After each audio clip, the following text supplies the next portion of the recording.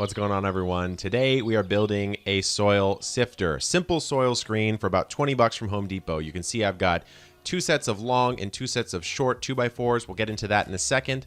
And I've got 3/4 inch poultry net staples, very simple, and 20D 4-inch common nails. Those might have been a little overkill, but I just wanted to make sure I had a nice solid support system for the soil sifter.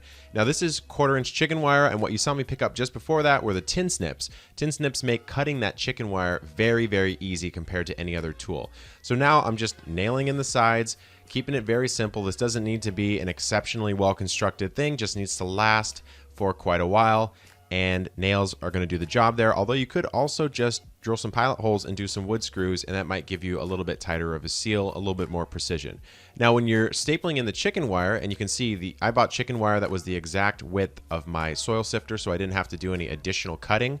But when you're putting in these 3/4 inch nails here, or these staples, all you need to do is make sure you can see I'm hugging the inside edge. And that's because I want to keep this nice and taut. Now another way you could do that is you could wrap the chicken wire around and pull it taut and then nail in that way with the staples. That's another option, but what you're going to see me do after I've nailed in these staples is put an additional layer of wood on top that will serve both as additional support and increased tautness on the chicken wire, and also a little bit of a ledge if you're doing this in a wheelbarrow and you want a nice stable surface to sift some of your soil on. So I'm just putting in the last little bits here. I believe my soil sifter was 2 inches or 2 feet by 4 feet long. Pretty large one, but you know, I want to do a lot of my soil sifting in one big batch and not have to move buckets of soil back and forth. So I just trimmed off the ends there, and now you're seeing me make use of the second set of 2x4s. So I'm also just going to nail these in, but what you're seeing me do is nail them in horizontally.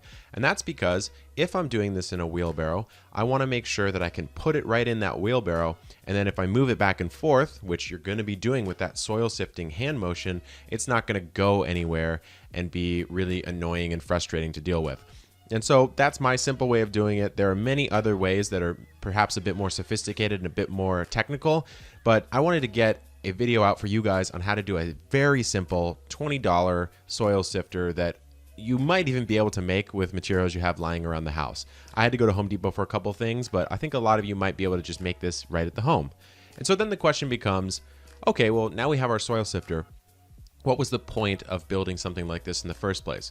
Well, when you're gardening, there's a lot of different seeds and microgreens that you might be growing that want a nice fine mix of soil. Seedling mixes typically are a bit finer, and microgreen mixes prefer a bit finer soil as well. So if you need to screen out larger particles, we're using 1/4 inch chicken wire. So anything larger than a 1/4 inch is probably going to stay on top of the chicken wire and be filtered out from the final mix. And so you can make your own seedling mixes, microgreen mixes, or maybe root crop mixes like a carrot mix with a soil sifter like this without having to go to the store and buy a specific mix just for that, which means you're going to pay a lot extra. And so what you're going to see me do here is pull in all the stuff that did not make it through. So you can see large wood chips, large fibers, some pieces of bark, things like that I really don't want in my final mix. So hopefully this was helpful. If you enjoyed it, like, comment, subscribe, and I'll see you on the next video.